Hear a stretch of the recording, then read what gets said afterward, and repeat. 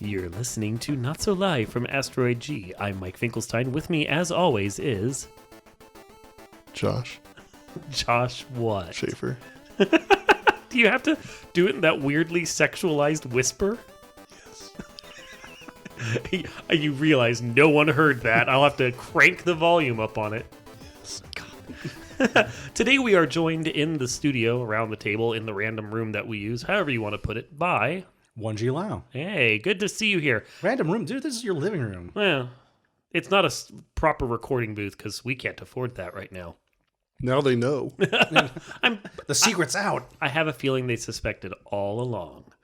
Well, So- I didn't, and I'm one of the two listeners. You sit in the room. And? So we have a tradition here on the show, 1G. Since you are new to the show, you are going to introduce yourself. And we do this by having you list your top 5 anything. Anything at all. Your top 5 whatever.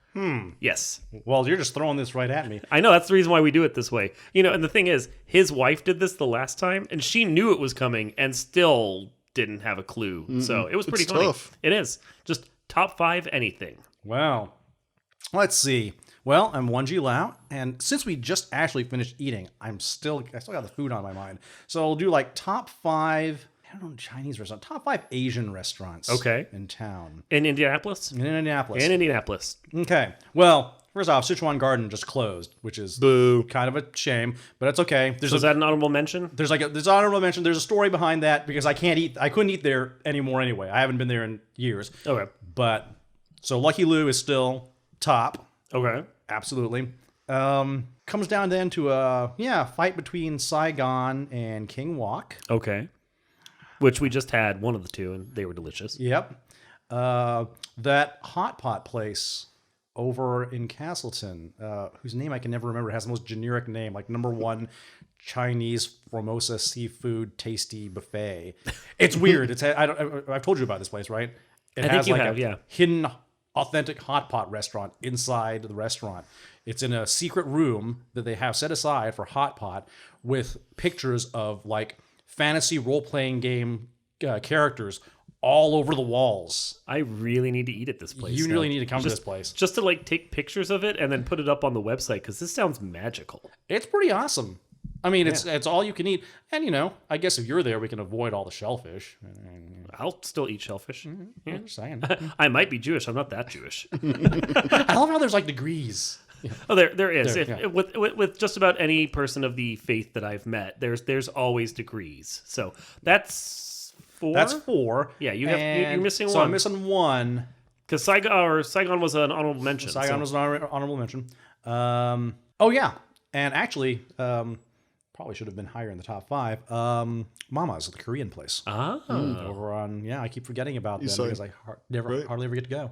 There's a bunch of places now. I'm East going to side. have to eat out. East, west. Maybe it's west. I don't remember. No, it's east side. It is definitely is. east side. Yeah, it's over near Pendleton because there's a big Korean population near the base.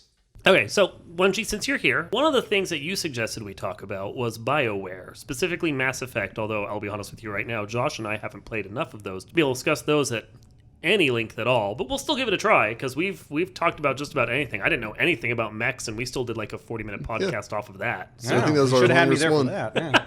we tried. You were out of town. Yeah, well, you know, It happens. it happens. So Anyway, you guys have played plenty of Bioware games, though, and you know, so there's plenty of history to talk there's about. Bioware and there's the other one, Bethesda, and they don't, or one of them. Don't they both produce games that are very similar? No.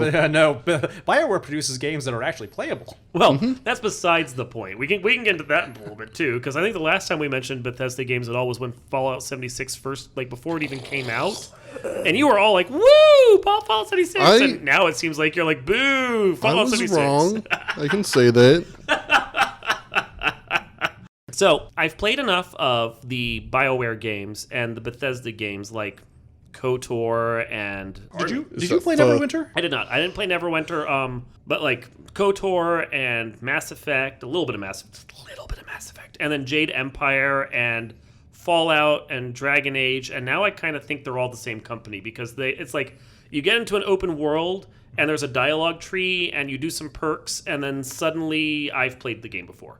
I just kind of feel like that with all of their games. Bethesda seems a lot more open world in that you can get away with just sort of wandering around and get a perfectly full experience. I mean, that is fair, because like And- KOTOR and Mass Effect and all those, they have like very sectioned off zones that you wander through. No free Whereas roaming. Yeah. increasingly with BioWare, you're pushed into the story. You can wander to an extent, but it gets boring pretty quick unless you get back on the path. Yeah, because there was a fair bit of linearity and Knights of the Old Republic. Like, to a certain extent, there was a main plot you had to travel through to get to the one ending. And the only difference about the ending between the two was whether you were a good Sith or a bad Sith or something, basically. Or neutral. You can be a gray Jedi. I don't think I know anyone who played Gray in that one. It was like you were good or you bad because it was really easy to figure out how to do that. Right. Yeah. Kill this person, don't kill this person. Exactly. But it was like, as linear as that game could be on the main plot, there was a lot of diversions you could do, and you could really visit most of those planets in any order, which I found out because I totally ignored the Han Solo character and then realized that he had this major plot line that I ignored. Right. And then didn't matter at all, and suddenly I just didn't care about him and I didn't do anything with him. So you didn't have to do anything. And there was a bunch of like side quests and stuff. It wasn't the most linear, but some of them have gotten pretty linear. Even like Jade Empire, which was their like Asian whatever culture it was playing on, which I'm sure they probably didn't nail it right anyway. But No, they actually did a really good job. Did they? It's I mean, Jade Empire, it was a good representation of sort of a fantasy China universe in exactly the same way that a lot of regular Western fantasy is essentially some form of medieval European extension. They did pretty much the same thing in Jade Empire with medieval China. That's impressive. They took it and they add some fantasy elements, and that's it. and it would have been fun. I think Jade Empire would have been a lot more fun for me if I hadn't played KOTOR already, because Knights of the Old Republic was basically the same game, just Star Wars-y. And also if the battles were better, because you could They were get kind of easy. You could get It the was a little characters cakewalk. into like really stupid battle loops. I think the end boss, I managed to figure out I could just jump over him and kick him from behind, and then just keep doing that, and he eventually died and couldn't do anything to me. The action was not play tested as well as it should have been. That seems to be the case with a lot of BioWare, though. Once you get into it, I mean, there's usually a couple of ways to cheese the system pretty heavily. You could do that in KOTOR. Yeah, I did that with the end boss in KOTOR, actually. Yeah, 'Cause you there could was a critical loop you could get in KOTOR where you'd do like 8 times criticals with every attack, and it was an insane amount of damage every I time. didn't even realize you could do that. I just knew that on the end boss, because I couldn't beat him fair and square, I'd just run away from him, throw my lightsaber, and then wait for the thrown lightsaber to charge back up, and I'd just keep doing it until he died. It took like 10 minutes, but I won and he lost, so that's all that mattered. But yeah, I think that's the reason why I didn't get into Mass Effect, is I played the opening mission, which was okay, and then I got to the hub world, and at a certain point I'm like, I feel like I've already played this before. Sure, the characters might be different, but it's still KOTOR with a different skin. The storyline's a lot deeper in Mass Effect. They definitely worked a lot more on the background, but yeah, Mass Effect 1 gets pretty tedious. There's a lot of driving that is completely unnecessary, and it adds to the tedium. They course corrected in Mass Effect 2 and overcorrected. Mass Effect 2 was excessively linear with all the RPG elements stripped out. Ooh, Whereas gross. Mass Effect 1 was far too heavy in the RPG elements.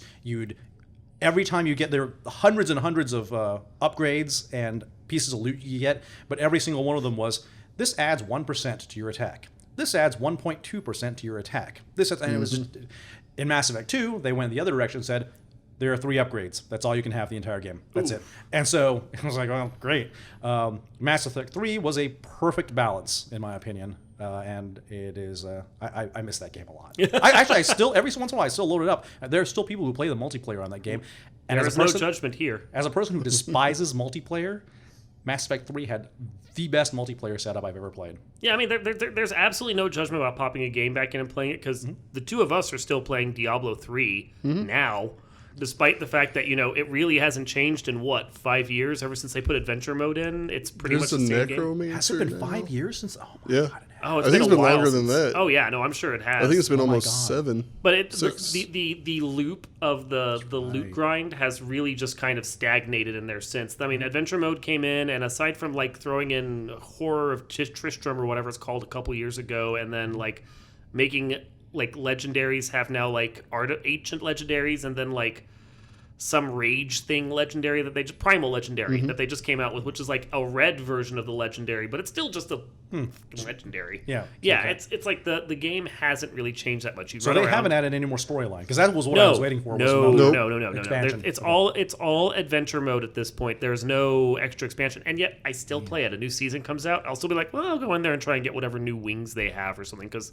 why not? It's there. Occasionally, I get a goblin that gives me a new pet, and I'm like, "Woo! Look at this pet that I just don't care about," because I go back to the teddy bear every time. Because the crazy murder bear is fantastic. The Switch port's pretty cool too. Is it? Yeah. You picked it up? Yeah. You bought it again? Yes. You bought the game again? Yes. How many times is that for you now? 6?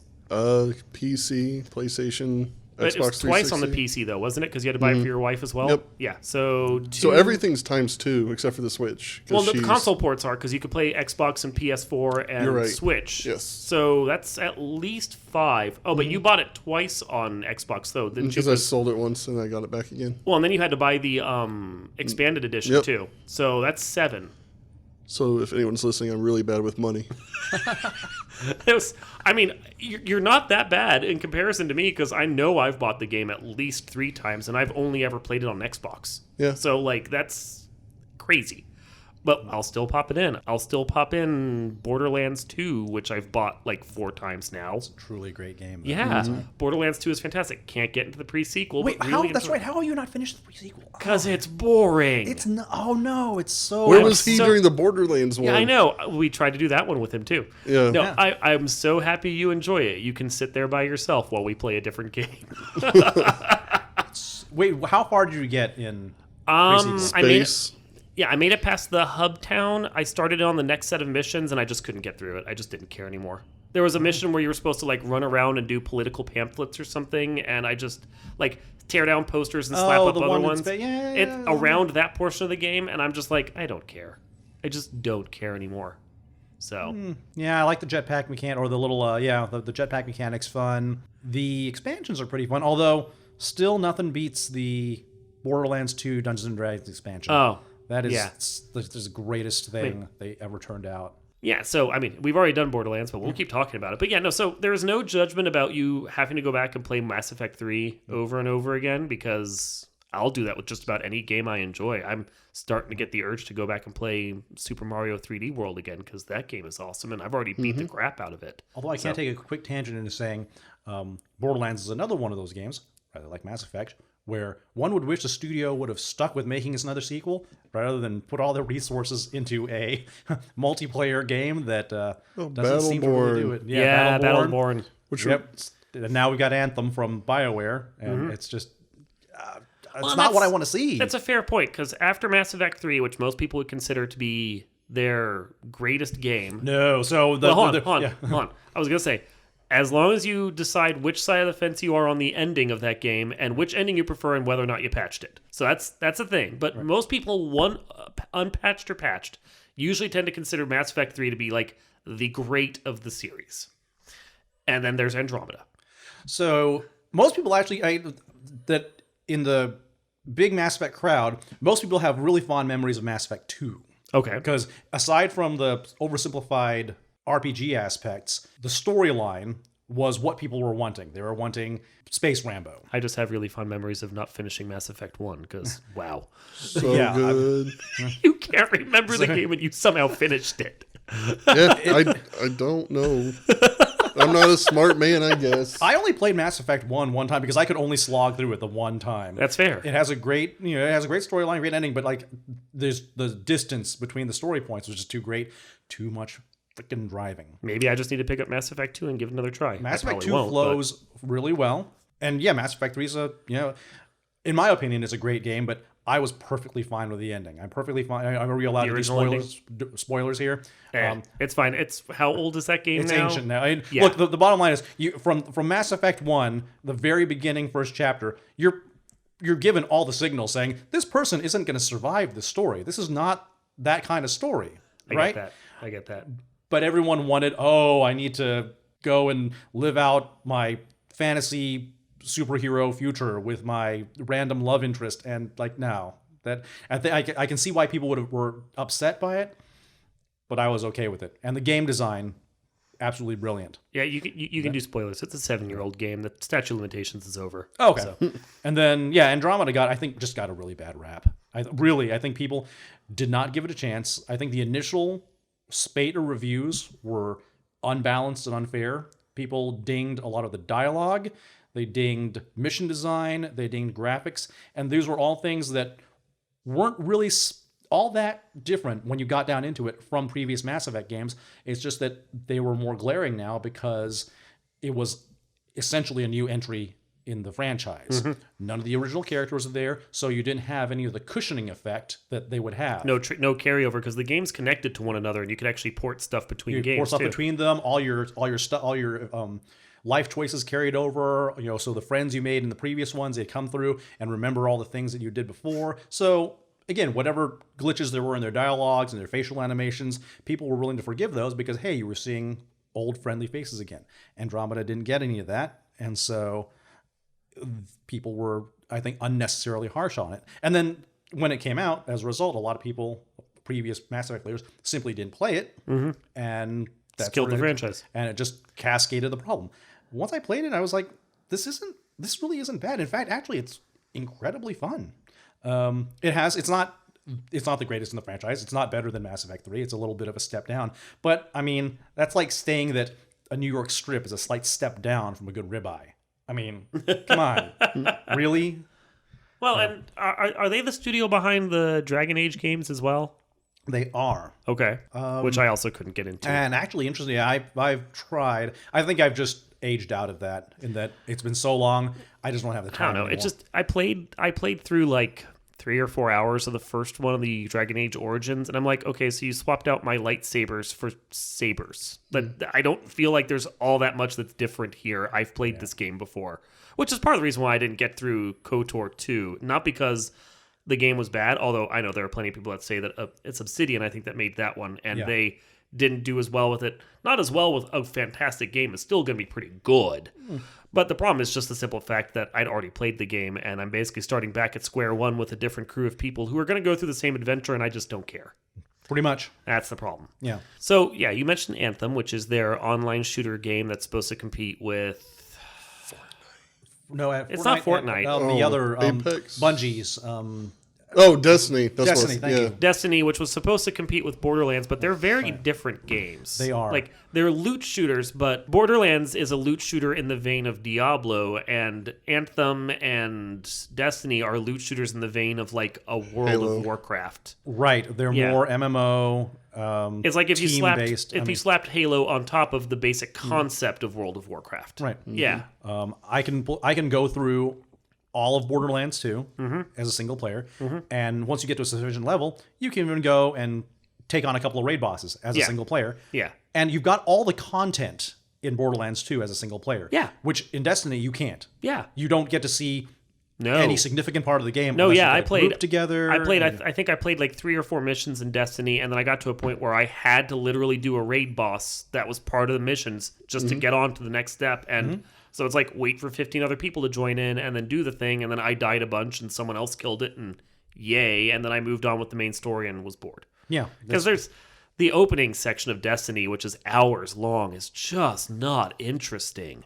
Whether you have the old Peter Dinklage voice work or the new guy who they stitched over it, it's just not interesting. Destiny 2 was a little bit better. Yeah, But it was still... I got bored after I beat the story mode. yeah, and done. I just don't. I'd rather just have Borderlands. Yep. Because it's like there's a certain... I don't hate the loot grind. I love the loot grind. That's why I'm still freaking playing Diablo 3. Because the loot grind on its own is good. You go out, you kill stuff, you get some cool items. Occasionally you get a really cool item, you build your stuff up. Maybe you eventually max out your character and can't get any further. Boo, whatever, who cares? But so I like the loot grind sets off the endorphins. I'm like, yay, loot! But there was something that was missing in Destiny, and from what I see is really missing apparently in Anthem. It's not there. Now, Anthem apparently has some really fun jetpack flying, which improves that portion of the genre, but the rest of it, from what I understand, is lackluster. So, And for a lot of longtime Bioware players, customers like me, like you. Because you also played the Old Republic MMO, Republic, which we'll probably all talk those- about in another time. Yeah. The issue with Anthem is we were looking for a single player storyline experience. They have presented an interesting world. They seem to have presented interesting characters, interesting dialogue, but everything I've seen has all that stuff sort of segmented away and in odd places, such as not easily accessible for a single player game. Like if you're either walking through the hub city just to pick up individual conversations, or they'll just do info dumps on you in the middle of a fight while you're trying to concentrate on fighting. I've heard of both of those, yep. And the other problem that I've seen that they have is the fact that you can get a bunch of missions, but you can only pick one of them at a time, and then you have to go do it. That's one thing that I really liked about Borderlands, both of them, which is, oh, hey, there are 8 missions available to me. I'll just select all of them, and then while I'm wandering around the same map over and over again, I could just do all 8 of them at once, crank through it if I want to, because it's not like the story in Borderlands is all that deep. You can get the little bits of stuff here and there, have some fun, shoot some things, don't have to shoot the same things 20 times because you have to loop the map over and over again, and then you're done. It's well constructed in that regard, and a lot of these ones, like Destiny, for example, it's like I'd go and I'd do a mission, and then it'd give me the next mission, and then I'd have to go and do that one, which is surprisingly, not at all, on the same exact map I just played. Like where you start off on the moon, or you start off on Mars or something like that, or is it Russia in the first Destiny? It's one of the 3. Wherever you start off at in that game, it's like the first 10 or so missions are all in the same exact zone. So you get real familiar with that zone, and it's tedious. Especially since you have to do one mission at a time, and then pick the mission from the hub, and then fly into your ship, and then watch the ship loop the planet a couple times, and then drop down, and have a load screen, and then fight your mission, and then have a load screen to get back to your ship, to get back to the hub town, to have a load screen, to then go pick your next... Oh my god. And those of us who are still running computers that are primarily using platter drives, it's even slower. Yeah. And so I honestly just don't want to mess with the load screens. Well, and it's like when you pop Destiny into your system, and a lot of these other ones, it has like a 4 gigabyte download that it puts from the disk onto your drive anyway, and then it has load screens. And I'm like, what are you loading? It's all on the hard drive now. What is your freaking problem? Like, even like Borderlands and so forth installs like all the expansion packs directly onto the hard drive. I get that you have to ping the engine to get stuff to go, but what are you loading in the background that's so difficult? Like, other games can just seamlessly stream all this. Why do you have a load screen for all of this? Because there's a bunch of assets they have to load, which I'm fine with, so long as it's periodic. If, I'm loading into the combat world out of the hub city, okay, load me there, but then I don't want to see another loading screen until I'm ready to go back to go back to town. Yeah. I don't want to have to do that every time I complete an objective. Yeah. Because I mean, Borderlands has load screens, which is a little annoying because I'd love it if they could just seamlessly build that world, because the world itself is designed in those games as a seamless connected thing anyway. But they're quick.